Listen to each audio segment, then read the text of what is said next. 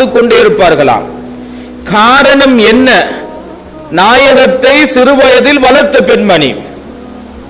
அந்த நன்றி கடனுக்காக வேண்டி, அந்த மரியாதைக்காக வேண்டி அடிக்கடி ஸல்லல்லாஹு அலைஹி வஸல்லம் அன்னவர்கள் அந்த பெண்மணியை பார்த்து கொண்டிருந்தார்கள்.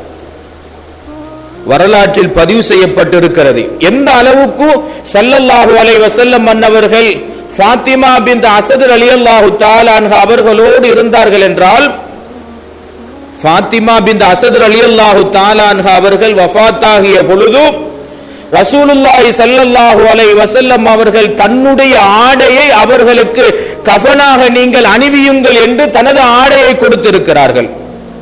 அது மாத்திரமல்லாமல் அவர்களுடைய கபருக்குள் ஃபாத்திமா பின்த் அஸத் ரலியல்லாஹு தஆலா அன்ஹா அவர்கள் மரணித்த பிறகு அவர்களுக்கு கபர் தோண்டப்பட்டது.